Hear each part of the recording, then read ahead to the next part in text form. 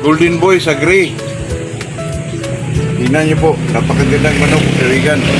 Ito mga klaseng manok na to mga kaibigan. Ito ay kailangan talaga natin medyo pagulangin po. Tingnan nyo po, mayroon ng may-ari nito mga kaibigan, taga Cebu po.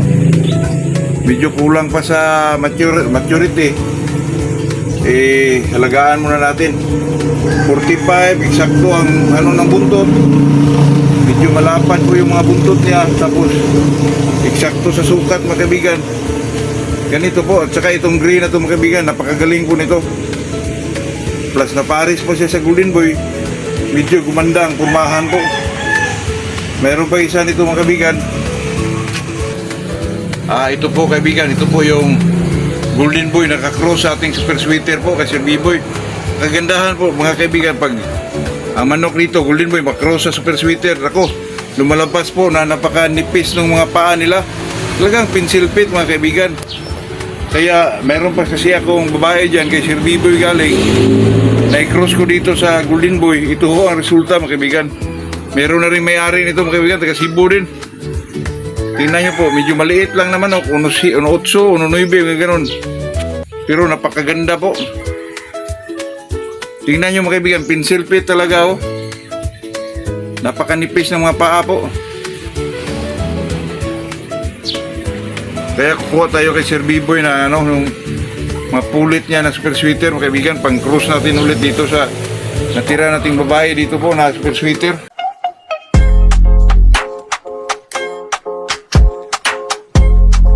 Good morning sa ating lahat mga kaibigan. Nandito na naman tayo sa ating usapang magmamanok po. Ito naman pag-usapan, wala tayong shoutout ngayon mga kaibigan. Medyo walang nagpapa-shoutout pero okay lang yun. Ang pag-usapan natin ay itong paano ba natin pabilisin o paliksihin ang isang manok. Na medyo ba siya mga kaibigan, maliksi siya sa kanyang laban. Madali lang makailag, madali lang makaganti ng palo, ganun ba? Paano natin gawin yun mga kaibigan? Naku po, pag sinasabi mong pabilisin o paliksihin yung manok mo, kahit ano man gawin mo mga kaibigan, kahit eksakto pa sa stretching yan, eksakto sa scratch box, eksakto sa bangga, palagi mong binibitaw. Kung ang manok mo ay mabagal talaga mabagal yan. Pero ang number one solusyon dyan mga kaibigan, pasukan mo ng medyo mabilis na manok po.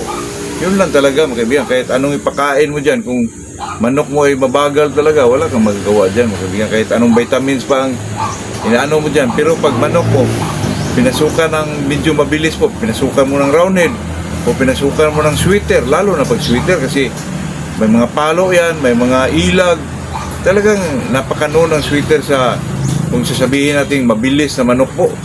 Madali lang makaganti ng palo, madali makaliso, makapihit, roundhead, ganon din. Pero sa akin dyan mga kaibigan, sweater talaga. Lalo na itong mga Golden Boy 5K, nako, super ang mga palo. Kung makailag, napakabilis po. Kahit babae mo lang ang gamitin mga kaibigan, babae lang. Kuha ka kay medyo, medyo mura lang yung babae. Ipasok mo sa kung ano mga manok nandyan sa iyo po.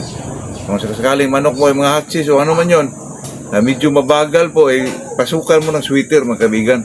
Talagang bumibilis yan. At saka gumaganda pa ang tayo ng yung manok po, totoo yan.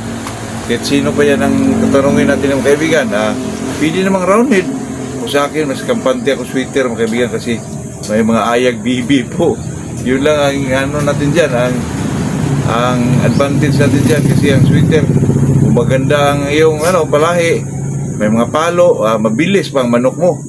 Kaya sa atin dyan mga kaibigan, pasukan mo ng sweater kahit anong gawin mo dyan, stretching, rotation, scratch box, fly pin man. Ako, pag mabagal ang isang manok mga kaibigan, talaga wala nang dyan, solusyon. Makauna siya ng patama, baka meron siyang chance po, baka meron siyang 80. Kung mabagal yung manok mo, paano siya makatama ng una po na medyo mabagal yung manok natin? Ay solusyon dyan mga kaibigan, isa lang po, pasukan mo ng sweater mga kaibigan. Yan lang po ang ikasuggest natin dyan. Pwede namang hindi sundin yan, pwede namang sundin, pero kasi itong content natin mga kaibigan ay binasi din natin sa tanong ng ating mga viewers po na paano daw pabilisin. Yung mga ganyang klaseng bagay mga kaibigan, kahit gaano ka sweeto, ng mga binigay mong pagkain o stretching o ano man yung klaseng exercises na ibigay mo. Kung mabago lang isang manok, mga kaibigan, wala na talagang chance yun. Kung mag-breed ka, pasukan mo ng sweater, ay talagang lumalagitik yung mga palo at saka mabilis pa yung manok mo, mga kaibigan.